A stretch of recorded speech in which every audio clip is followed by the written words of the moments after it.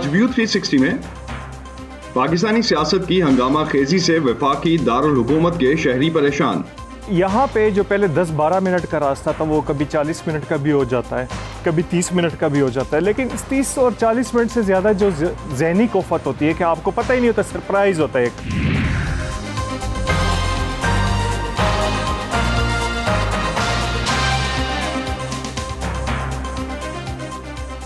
Voice of America کے Washington studios میں آپ سب کو خوش آمدید. آپ دیکھ رہے ہیں پروگرام ویو 360 اور میں ہوں اسد اللہ خالد. امریکی دفتر خارجہ کے ترجمان نیڈ پرائس نے کل پاکستان کے حوالے سے بات کرتے ہوئے کہا کہ حالیہ دنوں میں پاکستان میں جو کچھ ہوا ہے ہم اس پر فکر مند ہیں اور کسی بھی فریق کو کبھی بھی تشدد کا استعمال نہیں کرنا چاہیے. سیاست میں تشدد کی کوئی جگہ نہیں ہے. یہ بات کل انہوں نے اسٹیٹ ڈپارٹمنٹ کی معمول کی بریفنگ میں ایک سوال کے جواب میں کہی. ادھر پاکستان کے سابق وزیر اعظم اور پی ٹی آئی کے چیئرمین عمران خان پر حملے کے خلاف ان کی جماعت کے کارکنوں کا اسلام آباد کے داخلی اور خارجی راستوں پر احتجاج تیسرے روز بھی جاری ہے. پاکستان تحریک انصاف کے رہنما فواد چودھری نے کہا ہے کہ پی ٹی آئی کا لانگ مارچ کل سے شروع ہوگا اور راولپنڈی پہنچنے کی تاریخ میں اب مزید کوئی توسیع نہیں ہوگی. دوسری جانب پاکستان تحریک انصاف کے رہنماؤں کی طرف سے عمران خان پر حملے کی ایف آئی آر کو مسترد کر دیا گیا ہے. حکومت کے پاس اس معاملے کے حل کے لیے کیا منصوبہ ہے؟ اس وقت وفاقی دارالحکومت میں کیا صورتحال ہے؟ اس پر بات کرتے ہیں وائس آف امریکہ کے عاصم علی رانا سے. عاصم, اسلام آباد اور راولپنڈی میں احتجاج کی کیا صورتحال ہے اور حکومت کے پاس کیا لائحہ عمل ہے اس سے نمٹنے کے لیے؟ جی بالکل اسد, اس وقت بھی راولپنڈی اور اسلام آباد میں 8 سے 9 مختلف مقامات کے اوپر ٹریفک کو جو ہے مکمل طور پر بلاک کیا گیا ہے. اسلام آباد کو ایک طرح سے آپ پوری کہہ سکتے ہیں کہ ہوسٹیج بنا دیا گیا ہے کہ اس کی طرف جانے اور آنے کے کوئی بھی راستے اس وقت دستیاب نہیں ہے. صرف یہاں پر اسلام آباد ایکسپریس وے اور سری نگر ہائی وے یہ اس وقت کھلی ہوئی ہے, لیکن جو زیادہ تر جو راستے وہ اس وقت بند ہو چکے ہیں. اس کی وجہ سے پچھلے 3 دنوں سے صورتحال خاصی تشویشناک ہے, کیونکہ راولپنڈی کے مختلف علاقوں میں اسلام آباد میں کھانے پینے کی اشیاء جو ہے وہ پیدا ہونے کا خطرہ پیدا ہو گیا ہے. حکومت کی طرف سے اب تک اس حوالے سے کوئی بھی حکمت عملی واضح طور پر نہیں آ سکی. حکومت نے اس حوالے سے وزیر داخلہ نے پنجاب اور کے پی کی حکومت کو خصوص تحریر کی ہے, جس میں انہوں نے ان سے مطالبہ کیا ہے کہ فوری طور پر لا اینڈ آرڈر کو ریسٹور کرتے ہوئے ان تمام علاقوں کو جو ہے وہ خالی کروایا جائے, ان راستوں کو خالی کروایا جائے. اس کے علاوہ ابھی تک حکومت وفاقی حکومت کی طرف سے کوئی اقدام نہیں اٹھایا گیا. سابق وزیر اعظم عمران خان نے اس حوالے سے اعلان کیا تھا کہ پنجاب اور کے پی کے دیگر علاقوں میں جو احتجاج ہو رہے ہیں انہیں ختم کر دیا جائے, لیکن اسلام آباد کے جو اطراف کے جو علاقے ہیں وہاں پر اس احتجاج کا ابھی بھی جاری ہے. اور آج 3 دن گزرنے کی وجہ سے آج یہاں پر لوگوں کو جو شدید مشکلات کا سامنا ہے. ٹھیک ہے, بہت شکریہ عاصم, آپ ہمیں اپڈیٹ کر رہے تھے اسلام آباد سے اس حوالے سے کہ اس وقت جو شہر کی صورتحال ہے وہ ڈیفینیٹلی ایک کنسرن ہے. پاکستان کا وفاقی دارالحکومت, جسے اس شہر کے قدرتی حسن کی وجہ سے جانا جاتا تھا, پچھلے چند سالوں سے دھرنوں اور مظاہروں کا مرکز بنا رہا ہے. اس سے پہلے ہم جس طرح سے دیکھ چکے ہیں کہ کسی بھی دھرنے سے پہلے شہر کی اہم شاہراہیں کنٹینرز لگا کر بند کر دی جاتی ہیں. پاکستان تحریک انصاف کے لانگ مارچ کے اسلام آباد پہنچنے سے پہلے ہی اس بار شہر کی سڑکیں کیا منظر پیش کر رہی ہیں اور شہری کن مشکلات کا شکار ہیں, گیدیارہ انیس نے جاننے کی کوشش کی. ایک سڑک سے دوسری سڑک اور ایک کنٹینر سے دوسرے کنٹینر کے سامنے راستہ تلاش کرتے یہ ہیں جمشید خان, جو ایک نجی نشریاتی ادارے سے منسلک ہیں. آج کل جمشید کا اپنے دفتر جانا محال ہو چکا ہے. وہ اپنے گھر سے یہ سفر 20 منٹ میں پورا کرتے تھے, لیکن ریڈ زون میں واقع اپنے دفتر تک پہنچنے میں اب انہیں 40 منٹ کے لگ بھگ لگتے ہیں. صرف مجھے ایک اشارہ پڑتا تھا سرینا چوک کا, چونکہ میں ورکنگ جرنلسٹ ہوں تو مجھے پہلے پارلیمنٹ جانا پڑتا تھا, پارلیمنٹ کے بعد مجھے پھر آفس میں آنا پڑتا ہے. تو یہاں پہ جو پہلے 10-12 منٹ کا راستہ تھا وہ کبھی 40 منٹ کا بھی ہو جاتا ہے, کبھی 30 منٹ کا بھی ہو جاتا ہے, لیکن اس 30 اور 40 منٹ سے زیادہ جو ذہنی کوفت ہوتی ہے کہ آپ کو پتہ ہی نہیں ہوتا, سرپرائز ہوتا ہے ایک کہ ابھی جو ایک راستہ کھلا ہوا تھا صبح وہ بند ہو گیا. جمشید خان کا کہنا ہے کہ شہریوں کی مشکلات صرف اس لانگ مارچ کی وجہ سے نہیں بڑھی, بلکہ شہر میں آئے دن یہی حالات رہتے ہیں اور ایک غیر یقینی کی صورتحال ہے جس کی وجہ سے اسلام آباد کے رہائشی ذہنی اذیت میں مبتلا ہیں. ریڈ زون میں مجھے جو یاد ہے یہاں پر جس کو شرائع دستور کہتے ہیں, جہاں پر پریڈ ایونیو ہے, وہاں پہ پہلے کسی زمانے میں عصر اور مغرب کے وقت جو ہے مختلف فیملیز آتی تھیں, یہاں پر بیٹھتے تھے, فوٹوگرافی ہوتی تھی, دوسرے شہروں کے لوگ آتے تھے, ایک پکنک سپاٹ بنا ہوتا تھا. اب تو بندہ کوئی سوچ بھی نہیں سکتا کہ عام جو شہری ہیں یہاں پر ریڈ زون میں وہ آئے, یا جو جس طرح ہوتا ہے کہ باہر کے ملکوں میں آپ کی جو ہسٹوریکل پلیسز ہوتی ہیں یا پولیٹیکل جو ہوتی ہیں تو آپ بتاتے ہیں اپنے بچوں کو بتاتے ہیں گھر والوں کو یا مہمانوں کو بتاتے ہیں سیر کراتے ہیں وہ تو ختم ہو گیا. ایک ڈر اور خوف کا عنصر جو ہے وہ آپ کے ذہن میں ہوتا ہے. جو لوگ ریڈ زون سے واقف ہیں وہ یہ جانتے ہیں کہ اس میں F6 اور F5 کے بہت سے علاقے آتے ہیں, لیکن ریڈ زون میں حال ہی میں توسیع کر دی گئی ہے جس کی وجہ سے آس پاس کاروبار کرنے والے افراد اس سے ناخوش ہیں. ریڈ زون میں توسیع کے بعد یہ G7 اور F7 تک کے سیکٹرز تک پھیل گیا ہے. ارد گرد کاروبار کرنے والوں کا کہنا ہے کہ توسیع کے باعث ان کے مسائل میں اضافہ ہو رہا ہے کیونکہ اس علاقے میں سیکیورٹی سخت کر دی گئی ہے. جب ریڈ زون یہ ایکسٹینڈ کیا جاتا ہے تو دیکھیں پیچھے سارا جو ہے نا وہ سارے کنٹینر لگا کے بند کر دیا جائے گا. ہم تو پھر جو کاروباری ہے, جو شہری ہے, جو آپ کے اسکول ہے, ہاسپٹل ہے, وہ تو مفلوج کے مفلوج ہی رہے. تو دیکھیں بیسک چیز یہ ہے کہ دیکھیں ریڈ زون جو ہے اس کو اپنی جگہ ہی پہ رہنا چاہیے اور جو ہمیں جو فری بالکل بہتر ماحول میں ہمیں کاروبار کرنے دیا جائے. اسلام آباد کے ریڈ زون اور اہم عمارتوں کو جانے والے راستوں پر نہ صرف مستقل کنٹینر لگے رہتے ہیں بلکہ بہت سے داخلی راستوں پر مستقل لوہے کے دروازے بنائے جا رہے ہیں. حکومتی عہدیداروں کا کہنا ہے کہ یہ سب رہائشیوں کی حفاظت کے لیے کیا جا رہا ہے اور اس کے بغیر شہر کو محفوظ کرنا ممکن نہیں. کہا کچھ اور جاتا ہے, کیا کچھ اور جاتا ہے, اور اسلام آباد کے لوگوں کی جو امن ہے, ان کا جو کاروبار ہے, ان کی جو جان ہے, اس کی حفاظت ریاست کا فرض ہوتا ہے. یہ تمام چیزیں صرف جو شہری ہیں ان کی حفاظت کے لیے. شہر میں سفر کے لیے ٹریفک پولیس کی جانب سے پلان بھی تیار کیے گئے ہیں جن میں متبادل راستوں کا استعمال شامل ہے, لیکن اس سے شہر کے اندر سفر کا دورانیہ قدرے طویل ہو گیا ہے. گیتیا رانیز, وائس آف امریکہ, اسلام آباد. اور اب کچھ بات کرتے ہیں سینئر صحافی اور اینکر ارشد شریف کے قتل کے بارے میں. وزیراعظم شہباز شریف نے ارشد شریف کے کینیا میں قتل کے حقائق جاننے کے لیے سپریم کورٹ کے ججز پر مشتمل جوڈیشل کمیشن بنانے کی درخواست کی ہے. ارشد شریف قتل کیس پر کینیا میں بھی تحقیقات جاری ہیں. اس پر اپڈیٹ لیتے ہیں وائس آف امریکہ کی ارم عباسی جو اس کیس کی کوریج کے لیے اس وقت کینیا میں ہے. ارم, کیا سچویشن ہے پچھلے 24 گھنٹے میں؟ آپ آف کورس کنٹینیوسلی اس کیس کو فالو کر رہی ہیں, کیا ڈیولپمنٹس ہوئی ہیں, کیا نئی انفارمیشن سامنے آئی ہے؟ جی اسد, فیکٹس فوکس اور ہماری VOA اردو کی جوائنٹ انویسٹیگیشن سے ہمیں یہ پتہ چلا ہے, کچھ انکشافات سامنے آئے ہیں اس کار اونر کے جس کے بارے میں پولیس نے اسٹیٹمنٹ دی تھی کہ وہ جو مرسیڈیز اسپرنٹر جو گمی تھی اور جس کا ہائی جیکنگ کی اطلاع آئی تھی, اور پولیس کا یہ کہنا تھا اپنی اسٹیٹمنٹ میں کہ اس میں مبینہ طور پر ایک بچہ شامل تھا. تو اس کے جو کار اونر ہیں ان سے فیکٹ فوکس اور VOA اردو نے جب بات کی تو انہوں نے یہ بتایا کہ ان کو یہ گاڑی ایک تو ان کی ہے مرسیڈیز اسپرنٹر, جو کہ جس دن یہ اطلاع ملی تھی یعنی کہ 23 اکتوبر کو, اس دن ان کا یہ کہنا ہے کہ وہ اپنے بیٹے کے ساتھ, ڈنکن کے ساتھ, جو کہ 28 سالہ بیٹا ہے ان کا, 28 سالہ بیٹے کے ساتھ وہ شاپنگ سینٹر گئے تھے, وہ شاپنگ کر رہے تھے. جب وہ واپس آئے تو گاڑی جو ہے وہاں پر موجود نہیں تھی. 20 منٹ تک وہ اپنے بیٹے کو کال کرتے رہے. جب جواب نہیں ملا تو پھر انہوں نے پولیس کے ساتھ رابطہ کیا اور پولیس نے پھر ان کی گاڑی میں, کیونکہ ٹریکنگ جدید ٹریکنگ اکوپمنٹ تھا, ٹریکر تھا, ٹریکنگ ڈیوائس تھا, اور اس سے پولیس جو ہے وہ گاڑی ٹریک کر رہی تھی. اور ان کے بقول ان کی ریٹن اسٹیٹمنٹ جو انہوں نے فیکٹ فوکس کو دیا ہے اس میں وہ یہ کہہ رہے ہیں کہ گاڑی جو ہے ان کو 9:30 PM کینین ٹائم ریکور ہو گئی تھی. پولیس ان کو وہاں پر لے کر گئی جہاں سے انہیں گاڑی ملی, جو کہ نائروبی سے کچھ ہی دور فاصلے پر جگہ تھی. وہاں پر پولیس کے ساتھ وہ, کیونکہ لمحہ ب لمحہ وہ گاڑی کو ٹریک کر پا رہے تھے, اور جب وہ پولیس کے ساتھ وہاں پر پہنچے تو 9:30 پہ گاڑی مل گئی تھی. اہم بات یہ ہے کہ پولیس نے اپنی رپورٹ میں یہ کہا ہے کہ مگاڑی کے علاقے جو کہ 100 کلومیٹر دور ہے نائروبی سے, وہاں پر جو جن رکاوٹوں کی بات کی گئی اور جس مقام پر ارشد شریف کو گولیاں مار کر ہلاک کیا گیا, اس مقام پر پولیس کی رپورٹ کے مطابق 10 بجے ارشد شریف کی ہلاکت ہوئی. اس وقت ان پہ گولیاں چلی. اور ایک اور اس پہ اسی میں ایک چیز اور بھی اگر آپ ایڈ کرتی چلیں, ہم شور وہ سائڈ آپ نے بھی آف کورس کور کر رہی ہیں, آپ اس کو دیکھا ہوگا آپ نے, کہ اگر پورے ٹریکنگ ڈیوائس کی وجہ سے جو ٹریک ہو رہی تھی کار, جس طرح سے جو آنر کا اسٹیٹمنٹ آیا ہے, اس میں ایک بات واضح تھی کہ کبھی بھی یہ کینیا کے سبربس تک نہیں گئی گاڑی. It was typically in the surroundings of the city, اور یہ 100 کلومیٹر دور کے واقعے کی ہم بات کر رہے ہیں. جی بالکل. کیا اونر کی جو کار اونر مرسیڈیز اسپرنٹر جس کی اطلاع ملی تھی پولیس کو, وہ جو ہے وہ کسٹرن کے علاقے سے گئی ہے, جو کہ بالکل نائروبی کے ارد گرد سمجھے جاتے ہیں. 100 کلومیٹر دور مگاڑی بالکل بھی نہیں ہے وہ علاقہ.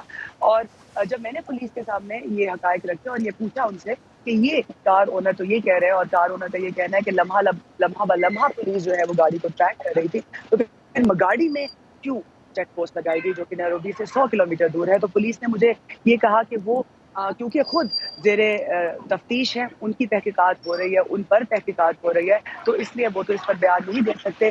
پھر میں نے رابطہ کیا انڈیپینڈنٹ پولیس اوورسائٹ کمشنر ٹھورو روئے سے، جن سے ہم نے کچھ دن پہلے بھی بات کی تھی، تو ان کو ہم نے اپنے سوالات بھیجے ہیں. ان کے ابھی تک جوابات ہمیں نہیں ملے ہیں. لیکن ساتھ ہی ساتھ میں آپ کو یہ بھی بتاتی چلوں کہ اونر جو ہیں ڈگلس، ان کا یہ کہنا ہے کہ ان کی گاڑی، جیسے کہ میں نے آپ کو بتایا کہ لمحہ بلمحہ ٹریک ہو رہی تھی، یہ معمہ ابھی بھی باقی ہے کہ اگر یہ گاڑی ٹریک ہو رہی تھی 9:30 پہ مل گئی تھی تو 10 بجے عرش شریف پہ مگاڑی کے علاقے پہ گولیاں کیوں چلائی گئی. یہ سوال جو ہے میں ابھی بھی تلاش کرنے کی کوشش کر رہی ہوں. اور ساتھ ہی ساتھ آپ کو یہ بھی بتاتی چلوں کہ اگر ہم ٹریول ہسٹری کی بات کریں، کیونکہ پاکستان میں جو ہے یہ بات بہت زیادہ لوگ جاننا چاہتے ہیں، احمد وقار احمد کون ہیں، کب آئے تھے، اور ان کے آنے جانے کے پاکستان میں اس حوالے سے بھی کافی باتیں ہو رہی ہیں. تو ان کی اگر خرم احمد کی جو ہماری فیکٹ فوکس اور وائس آف امریکہ اردو کی جو تحقیقات ہے، ان سے ہمیں پتہ چلا ہے کہ FIA کی اگر ڈاکیومنٹس کی بات کریں، گورنمنٹ کے ڈاکیومنٹس کی بات کریں، تو خرم احمد کی بات کریں تو پچھلے 15 سالوں میں 2008 میں 7 مرتبہ پاکستان گئے، 2009 میں 6 مرتبہ گئے، 2010 اور 11 میں 12 مرتبہ. یعنی کہ ان کا پاکستان میں آنا جانا معمول کی بات ہے، اور کنیا ہی موسٹلی ان کی ڈیسٹینیشن ہوتی تھی، اور باقی ملکوں میں بھی سفر کرتے تھے. اسی طرح خرم جو ان کے بھائی ہیں، ان کا بھی یہی جو گورنمنٹ دستاویزات ہیں ان کے مطابق وہ بھی پاکستان میں آنا جانا ان کا جو ہے وہ رہتا تھا. تو ایک چیز اسٹیبلش ہوتی ہے اس سے کہ دونوں کا آنا جانا پاکستان میں کافی تھا، اور موسٹلی دبئی کے راستے ہی آتے جاتے رہے ہیں. And above all Kenya was there final destination. Iram, ہم آپ سے مزید اپڈیٹ بھی اس کیس پہ لیتے رہیں گے، جو اوور آل ڈیولپمنٹس ہیں وہاں پہ، اور جس طرح سے آپ نے جو سوال ریز کیے ہیں، جیسے ہی آپ کو ان کے جواب ملتے ہیں ہم ڈیفینیٹلی اس پروگرام میں دوبارہ اس پہ بات کریں گے. بہت شکریہ آپ کا. صحافیوں کی عالمی تنظیم رپورٹرز وداؤٹ بارڈرز نے عرش شریف کی ہلاکت کے 2 ہفتے بعد کینیا کی پولیس کے متضاد بیانات اور پاکستانی تفتیش کاروں کی غیر جانبداری کے باعث شکوک و شبہات کی وجہ سے اقوام متحدہ سے اس قتل کی تحقیقات کا مطالبہ کیا ہے. رپورٹرز وداؤٹ بارڈرز کے ایشیا پیسیفک کے ڈائریکٹر ڈینیل باسٹرڈ اس وقت پیرس سے ہمیں جوائن کر رہے ہیں. ان سے اس تحقیقات پر مزید بات کرتے ہیں. Daniel, why do you think UN shall investigate this case at the first place? Do they have the tools? Are they equipped enough to do that? Well, I think they have the tools that both the Kenyan police and the investigation team sent by Pakistan don't have. This tool is independence. On the one hand, the conclusions given by the Kenyan police are not credible. There are too many points which are clearly not possible. So it's a good thing that the Pakistan government had the thought to send its own team of investigation. But the problem is the question of the independence of this commission. It's quite good news that the Interior Minister announced yesterday that he believed that it was clearly an assassination. But still, the fact that the agencies who are running these investigations are directly connected with the government is a threat to the independence and the credibility of this investigation. That's why we call on the UN to send an independent international fact-finding mission to Nairobi and to Pakistan to make sure that everything is clear on what really happened on this Sunday evening in the suburbs of Nairobi. And the other problem is why Arshad Sharif decided to leave Pakistan, or had to leave Pakistan, and found exile in Kenya. Daniel, let me just rephrase it and kind of transcribe it for my Pakistani audience as well. Daniel کا کہنا ہے کہ اقوام متحدہ کے پاس، اقوام متحدہ سے جس طرح سے رپورٹر وداؤٹ بارڈرز نے مطالبہ کیا ہے کہ اس کیس کی تحقیقات کی جائیں. ان کے پاس اقوام متحدہ کے پاس ڈینیل کے مطابق ایسے ٹولز ہیں اور ان کے پاس ایسے جو ہے وہ ریسورسز ہیں کہ اس کی انڈیپینڈنٹ انویسٹیگیشن ہو سکتی ہے اس کیس کی, کیونکہ کینین گورنمنٹ کی طرف سے اور کینیا حکام کی طرف سے اب تک جو بھی انویسٹیگیشن کی گئی ہے اس پہ رپورٹر وداؤٹ بارڈرز جو ہے وہ کافی سیریس کویسچنز ریز کر رہا ہے. پاکستان میں جو وزیر داخلہ کی طرف سے, وفاقی وزیر داخلہ کی طرف سے بیان آیا ہے اس کو سمجھ رہے ہیں ڈینیل کے ایک بہتر بیان ہے, لیکن جو ایجنسیز اس پورے قصے میں جو کر رہی ہوں گی انویسٹیگیشنز, ان کی جو ٹائز ہیں اس کی وجہ سے انڈیپینڈنٹ انویسٹیگیشنز جو ہیں وہ سمجھتے ہیں کہ رپورٹر وداؤٹ بارڈر سمجھتا ہے کہ وہ نہیں ہو سکتی, اس لیے یونائٹڈ نیشنز کو یہ انویسٹیگیشنز جو ہیں وہ کرنی چاہیے اور ایک انڈیپینڈنٹ فیکٹ فائنڈنگ مشن اس حوالے سے تحقیقات کرے. Daniel, another such investigation was carried out by UN in 2009. That was for the assassination of Benazir Bhutto. That inquiry was inconclusive as far as determining the real culprits behind the murder. Do you think UN has like a better equipment now and kind of better tools now, as we were discussing in the first question as well? To be honest, it is hard to say. But thinking that the UN doesn't have the good quality is already thinking that nothing can be done, is already thinking that we cannot get to the truth. We can get to the truth. We just need some independent investigators. And I think we have to support this kind of action. And RSF, Reporters Without Borders, as an NGO, we are also ready to come up with some solutions to find who is behind this assassination, and in the end take part on a fact-finding mission. Daniel کا کہنا ہے کہ یہ کہنا مشکل ہے کہ اقوام متحدہ اس وقت بھی یہ کرنے کی پوزیشن میں ہوگا, کر سکے گا یا نہیں, لیکن رپورٹر وداؤٹ بارڈر جو ہے وہ ڈیفینیٹلی اس حوالے سے ان سے کوآپریٹ بھی کر رہا ہوگا تاکہ فیکٹ فائنڈنگ ہو سکے. Daniel, at the very end, what do you think Pakistan government can do in this whole case, and what do you feel Pakistan government should have done in this whole case by now?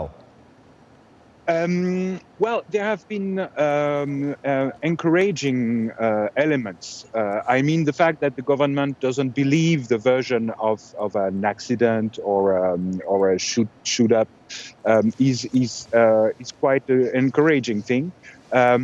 What the government should do is also make sure that the investigation the team that is supposed to investigate judicially this case must be very independent. And one important thing is to include a representative of the media in Pakistan.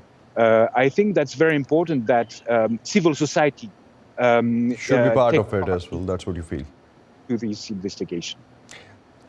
Daniel کہہ رہے تھے کہ پاکستان کی طرف سے response اس لحاظ سے encouraging ہے کہ پاکستان کی انڈین اتھارٹیز کی طرف سے جو انویسٹیگیشنز ہیں ان کو ماننے کو تیار نہیں ہے اور ان کی انڈیپینڈنٹ انکوائری اس حوالے سے کہہ رہا ہے. اور رپورٹر وداؤٹ بارڈرز کا یہ کہنا ہے کہ ایک انڈیپینڈنٹ انویسٹیگیشن جوڈیشل کمیشن کے تھرو ہونی چاہیے, جو کہ ہم نے دیکھا کہ کل پرائم منسٹر کی طرف سے اس حوالے سے بھی ایک اسٹیٹمنٹ دی گئی اور سپریم کورٹ سے کہا گیا ایک جوڈیشل کمیشن بنانے کا. اس کے ساتھ ساتھ ایک میجر ایونٹ اور میجر فیکٹر جو ہے ان کی نظر میں کہ پاکستان میں جو صحافی برادری ہے ان کو اس انویسٹیگیشن میں شامل کرنا چاہیے. Thank you Daniel, thanks for joining اس and overall situation to update us on overall situation and analysis by your side. امریکی صدر جو بائیڈن کے لیے اپنی صدارت کے باقی ماندہ 2 سالوں میں اپنے ایجنڈے پر کام کرنا آسان ہوگا یا مشکل, اس کا جواب کانگریس میں صدر بائیڈن کی ڈیموکریٹک پارٹی کو اکثریت ملنے یا نہ ملنے پر منحصر ہے. لیکن اس سوال کے جواب کے لیے ابھی ہمیں انتظار کرنا پڑے گا, کیونککہ ابھی تک بھی اگر ہم رزلٹ دیکھتے ہیں تو ہمارے پاس ڈیموکریٹس جو ہیں وہ ہاؤس میں یا ایوان نمائندگان میں 172 سیٹوں پہ کھڑے ہیں اور ریپبلکنز کے پاس 199 سیٹیں ہیں. اگر ہم سینٹ کی بات کرتے ہیں تو دونوں پارٹیز کے پاس 48 سیٹیں ہیں. کل تک کے تجزیوں اور ایگزٹ پولز کے مطابق ایک ریڈ ویو یعنی ریپبلکن پارٹی کے آسانی سے ایوان نمائندگان اور سینٹ میں اکثریت میں آ جانے کی پیشگوئیاں ہو رہی تھیں. ابھی تک آنے والے نتائج کے مطابق وہ ریڈ ویو ابھی تک دکھائی نہیں دی اور ڈیموکریٹک پارٹی نے اندازوں کے برعکس نسبتاً بہتر پرفارم کیا ہے. ملک بھر کے انتخابی عہدیداروں نے خبردار کیا ہے کہ کچھ مقابلوں کے حتمی نتائج آنے میں ابھی چند دن لگ سکتے ہیں. ان وسط مدتی انتخابات میں امریکی تاریخ کے اب تک 2 انتہائی اہم ریکارڈ بنے ہیں. امریکی ریاست میریلینڈ کی تاریخ میں پہلی بار ایک سیاہ ڈیموکریٹ گورنر منتخب ہوئے ہیں، جبکہ ریاست میساچیوسیٹس نے پہلی بار ایک ہم جنس پرست خاتون کو ریاست کا گورنر منتخب کیا ہے۔ ادھر پینسلوینیا کی امریکی سینٹ کے لیے انتہائی اہم ریس میں مقبول ٹی وی شو میزبان ترک نژاد ڈاکٹر آز، جنہیں صدر ٹرمپ نے انڈورس کیا تھا، ڈیموکریٹک امیدوار سے ہار گئے ہیں۔ اور اب بات کرتے ہیں پاکستان کرکٹ ٹیم کے T20 ورلڈ کپ 2022 کے فائنل میں پہنچنے کے سفر کی۔ ٹورنامنٹ کے پہلے سیمی فائنل میں پاکستان نے نیوزی لینڈ کو 7 وکٹوں سے شکست دے کر فائنل کے لیے کوالیفائی کر لیا ہے۔ سڈنی میں ہونے والے اس سیمی فائنل میں پاکستان نے 153 رنز کا ہدف 19ویں اوور میں پورا کیا۔ وائس آف امریکہ کے ثاقب الاسلام ہمیں سڈنی سے جوائن کر رہے ہیں، ان سے آج کے میچ پر مزید بات کرتے ہیں۔ ثاقب، بالآخر پاکستان فائنل میں تو پہنچ گیا، جذبات کیا تھے آج گراؤنڈ میں؟ کیونکہ آج بھی لگا ایک پوائنٹ پہ جا کے کہ میچ جو ہے وہ تھوڑا سا ٹینس ہوتا جا رہا ہے۔ بالکل، یہی کین ولیمسن کا کہنا تھا کہ مڈ وے پوائنٹ پر شاید میچ کمپیٹیٹو تھا، لیکن جیسے ہی بابر رضوان نے چیس کا آغاز کیا اس کے بعد میچ ان کے ہاتھ سے نکلتا رہا، اور دونوں کی 50 اور پھر 100 رنز کی پارٹنرشپ کا سٹینڈ، اور اس کے بعد پھر باقی باندہ ٹیم نے جو اس طرح سے کھیل پیش کیا تو گیم پاکستان نیوزی لینڈ کے ہاتھ سے لے کر نکل گیا تھا پہلے 10 اوورز کے بعد ہی۔ اور یہاں کان پڑی آواز نہیں سنائی دیتی تھی، بابر اعظم نے بھی کراؤڈ کا شکریہ ادا کیا، کیونکہ یہاں سڈنی میں پاکستانی امریکن کمیونٹی بہت بڑی تعداد میں بستی ہے، پاکستانی آسٹریلین کمیونٹی بہت بڑی تعداد میں بستی ہے، اور وہ سب بھی یہاں آج موجود تھے۔ ہاؤس فل تھا اور جوش و جذبہ عروج پر تھا، اور سب نے ایک ہی بات کی میچ سے پہلے 1992 اگین، کہ پاکستان کی ٹیم کارنر ٹائیگر تھی، پہلے میچز ہاری تھی، بارش اور دوسری ٹیموں کی جیت پر انحصار کر کر پاکستان ناک آؤٹ راؤنڈ میں پہنچی، تو پھر پاکستان کو روکنے کوئی نہیں سکے گا، اور ایسے ہی ہوا کہ پاکستان نے فائنل کے لیے کوالیفائی کر لیا بلا۔ لیکن آپ سمجھتے ہیں کہ دوسری سائڈ سے بھی پھر انگلینڈ آگے آئے گا؟ اگر 92 ریپیٹ ہو رہا ہے، وہاں پہ پریڈکشنز کیا ہیں؟ بالکل، اگر 92 کو پچ پرفیکٹ پریڈکشن وہی رکھنی ہے تو پھر انگلینڈ کو آنا چاہیے، لیکن جہاں پر جو کراؤڈ تھا اس میں 10-15-20% انڈین لوگ تھے، وہ لوگ جنہوں نے بھارت کا میچ یہاں پر ہو سکتا تھا سیمی فائنل، اس کے لیے ٹکٹ لیے تھے، اور وہ پاکستان کا میچ دیکھنے بھی آئے، اور وہ پاکستان کو سپورٹ کر رہے تھے، کیونکہ وہ چاہتے ہیں کہ MCG میں آنے والے اتوار کو جو فائنل ہے T20 ورلڈ کپ کا، وہ پاکستان اور بھارت کے درمیان ہو۔ تو زیادہ تر لوگ یہاں پر یہی چاہ رہے تھے کہ انگلینڈ سے ہار جائے، بھارت انگلینڈ کو ہرائے، اور پھر بھارت اور ہمیں جو ہے پاکستان اور انڈیا کا میچ دیکھنے کو ملے فائنل میں۔ بہت شکریہ ثاقب، ہم آپ سے فائنل پہ بھی بات کریں گے اور دیکھیں گے کہ تب تک کیا سچویشن بنتی ہے۔ Stay safe. بالکل، تھینک یو۔